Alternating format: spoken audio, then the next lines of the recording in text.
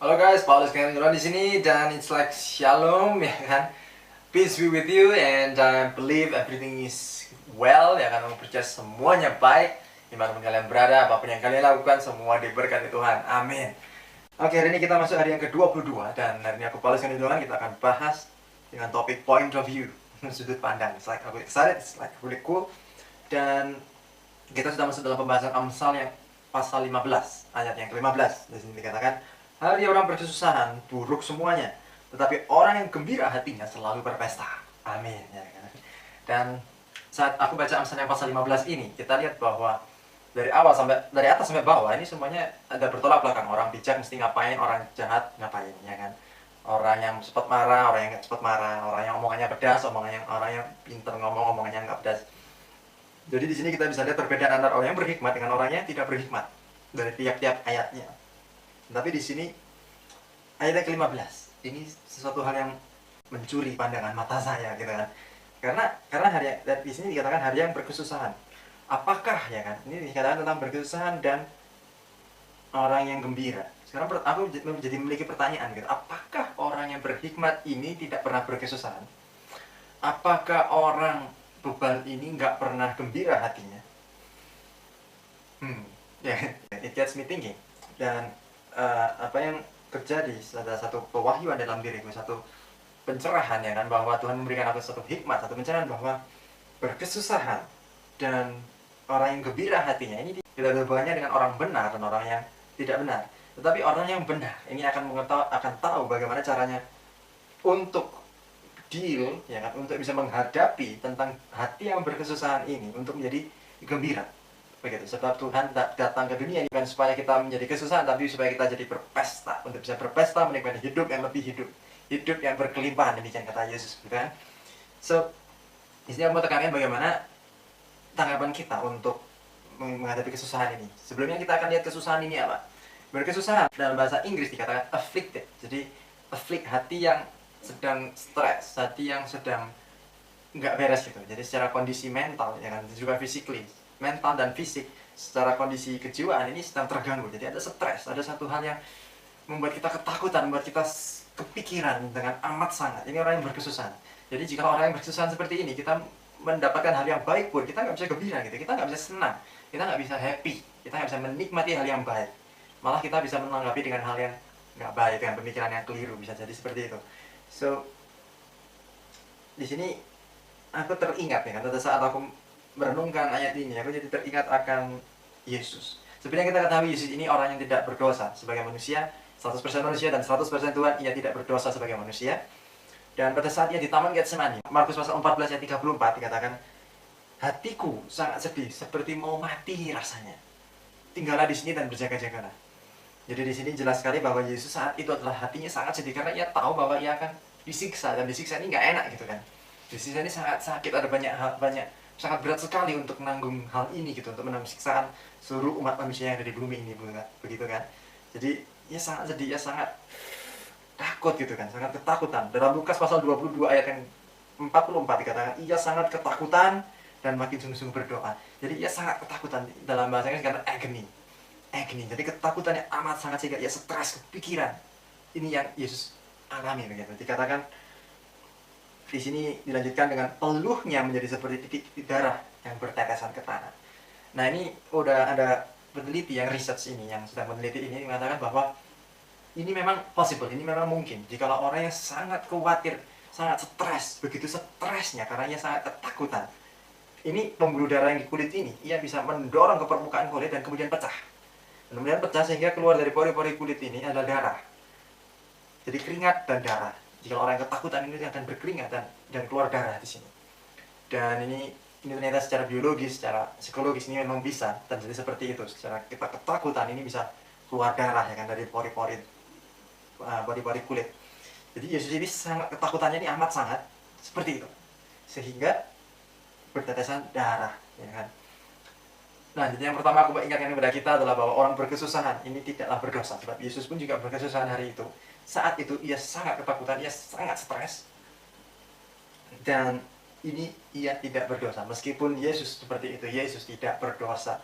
Jadi jika Anda saat ini sedang ketakutan, ini tidak berdosa. Oke, itu yang perlu kita ingat. Jadi jangan merasa tertuduh, merasa aduh aku berdosa, aduh Tuhan minta ampun gitu kan. No, no, no. Jika kita merasa ada satu ketakutan, satu stres, itu wajar gitu. Stres bukan berarti kita kurang iman, tapi stres suatu hal yang wajar. Secara manusia kita ini stres, tapi bagaimana kita melampiaskan stres ini? Apakah ke dalam alkohol, rokok, atau mungkin segala satu kecanduan hal-hal yang nggak baik begitu kan?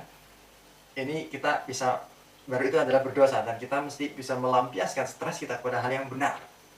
Nah, jadi kita bisa belajar di sini. Yang kedua kita belajar adalah pada saat ia ketakutan, Yesus berdoa. Oke, Yesus berdoa. Lukas pasal 22 dikatakan makin bersungguh-sungguh berdoa. Jadi semakin sungguh-sungguh berdalam doa, makin percaya, imannya makin kuat, ia makin bersungguh-sungguh. Ini yang penting kita lakukan. Ia sangat bersungguh-sungguh. Dan kemudian ketiga yang perlu kita lakukan adalah, kita bisa lihat di Markus pasal 14 ayat yang ke-33. Dikatakan Yesus membawa Petrus, Yakobus, dan Yohanes sertanya. Inilah hal yang perlu kita lakukan, guys. Hal yang kita perlu lakukan, yaitu pada saat kita stres, kita perlu yang namanya satu komunitas. Dan The Living Savior ini adalah satu komunitas. Club gathering kita ini adalah satu komunitas kita, ya kan.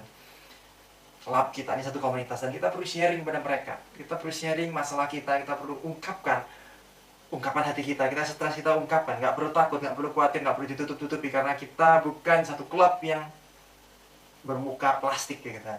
Kita adalah manusia bermuka kulit, kita manusia. Jadi kalau kita stres, kita nangis, silakan gitu, ekspresikan stres kita. Jangan sampai kita stres kemudian kita catat mental, ya kan. No, stres ini kita harus perlu ungkapkan kepada saudara kita, juga kepada Tuhan. Ini yang kita perlukan. Dan kemudian yang keempat yang aku mau ingatkan adalah, jikalau kita ungkapkan stres kita kepada saudara kita, kita sharingkan, ya kan, dan mereka tidak bisa berempati, bersimpati, jangan salahkan saudara Anda, jangan salahkan komunitas. Komunitas ini nggak baik, mereka nggak bisa mengerti bagaimana perasaanku, begini begitu. No. Aku mengingatkan di sini pada yang keempat adalah, komunitas kita adalah manusia, dan manusia ini tidak ada yang sempurna. Seperti kita lihat di sini bahwa Yesus membawa Petrus, Yakobus, Yohanes, dan pada akhirnya ia tidur. Kita bisa lihat di Markus 14 ayat yang ke-40 dikatakan, ketika Yesus kembali pula, Yesus mendapati mereka sedang tidur. Sebab yang pertama mereka berat, mereka ngantuk, dan yang kedua adalah mereka tidak tahu jawab apa yang harus diberikan kepadanya. Jadi kita bisa lihat bahwa grup, ya kan, komunitas yang Yesus miliki adalah komunitas yang seperti itu. Komunitas yang tidak bisa mengerti bagaimana harus menjawab Yesus, bagaimana harus berempati seperti apa, bersimpati bagaimana, ya nggak tahu itu. Iya, karena ia nggak mengerti apa yang Yesus sedang alami. Kenapa Yesus sampai berpeluh gitu kan, sampai keluar darah. Mereka nggak ngerti. Akhirnya mereka tidur, karena mereka nggak tahu apa yang harus mereka katakan. Jadi jika saudara kita itu mungkin tidak bisa mengungkapkan, tidak bisa mengerti bagaimana perasaan Anda, itu nggak masalah gitu. Kita mesti mengerti tentang hal ini. Jangan sampai kita kepahitan dengan saudara kita, dan merasa saudara kita ini nggak peduli, nggak sayang, nggak cinta kita. Tapi ya memang begitulah adanya, ya kan. Jikalau kita seperti itu, jangan sakit hati, jangan kepahitan. Yang kelima, setelah kita tidak kepahitan, kita bisa mengikuti Yesus, bahwa Yesus berbicara pada muridnya, ayo bangkit, ya kan. Hari ini telah tiba, penyiksaan telah datang. Jadi di sini dikatakan bahwa kita tetap perlu bangun. Kita jangan give up. Kita jangan menyerah kepada komunitas grup kita. Jikalau komunitas grup kita ini tidak bisa mengerti bagaimana perasaan kita, tapi kita terus tetap kembali kepada Dia, kepada komunitas kita, kepada klub gathering kita, kepada klub kita. Kita perlu kembali, dan kemudian kita rangkul mereka lagi. Ayo kita bangun, dan kita hadapi hal itu. Kita hadapi hal itu, hal yang menyedihkan ini, hal yang membuat kita stres. Jangan kita khawatir, stres, dan kemudian kita nggak mau bangkit gitu kan. Kita ayo bangkit. Jadi marilah kita bangkit sekarang. Jika kita memiliki satu hal yang membuat kita stres, kita bangkit, kita hadapi. Jangan kita mau bangkit jika masalah ini selesai, tapi kita bangkit dan kita hadapi masalah yang masih pahit ini. Kenyataan yang masih pahit, kenyataan yang masih membuat kita getir, membuat kita stres. Mari kita bangkit dan kita hadapi itu, seperti Yesus menghadapi penyiksaan Dia. Oke. Jadi 5 hal ini yang aku mau katakan di sini. Jadi yang pertama adalah sorrow is not sin, ya kan. Satu, berkesusahan itu bukan berdosa. Dan kemudian kedua, pada saat kita berkesusahan, kita stres, mari kita datang kepada Tuhan, karena hanya Dia yang bisa bersimpati dengan kita. Dan kemudian ketiga, kita perlu yang namanya komunitas, kita perlu yang namanya club gathering. Sharingkan di sana, sharingkan, ungkapkan semua yang Anda perlu katakan. Dan kemudian yang keempat, kita harus menyadari bahwa saudara kita bukanlah Tuhan. Dan jika saudara kita masih nggak mengerti perasaan kita, itu adalah sangat wajar. Sebab murid-murid Yesus pun tidak mengerti dan tidak tahu harus berkata apa kepada Yesus. Dan kemudian yang kelima yang aku mau katakan adalah jangan give up dengan komunitas grup kita, tapi kembali dan marilah kita hadapi permasalahan kita. Jangan kita bangkit pada saat masalah ini selesai, tapi kita bangkit dan kita hadapi masalah kita. Mari kita jadi kuat, kita jadi orang Kristen yang kuat, orang Kristen yang tegar, orang Kristen yang teguh, sehingga kita bisa menjadi orang yang gembira hatinya. Kita gembira hatinya bukan karena masalah ini sudah selesai, masalah ini berakhir dengan sangat baik, tapi kita gembira karena kita percaya Tuhan bersama dengan kita, dan kita percaya hasil akhir daripada segala masalah kita ini adalah selalu baik bagi kita. Karena sebab Roma 8 ayat 28, segala sesuatu ini bekerja ya kan untuk kebaikan bagi kita yang terpanggil sesuai dengan rencananya. Amin. Bagi aku mengingatkan kita, mari kita terus bangkit, jangan kita menyerah kepada club gathering kita. Mari kita terus bersatu, kita terus open, kita terus terbuka satu sama yang lain. Oke, kita bangkit, kita maju terus, kita pantang mundur, kita hadapi bersama segala masalah-masalah yang akan kita hadapi dalam kehidupan ini. Aku mengatakan satu hal lagi, bahwa saudara tidak sendiri, ada kita. Kita berjalan bersama-sama, saudara tidak sendirian. Oke? Alright. Kira-kira ini hari yang ke-22, dan I'll see you guys tomorrow, hari yang ke-23. Cheers guys, God bless you and Jesus loves you.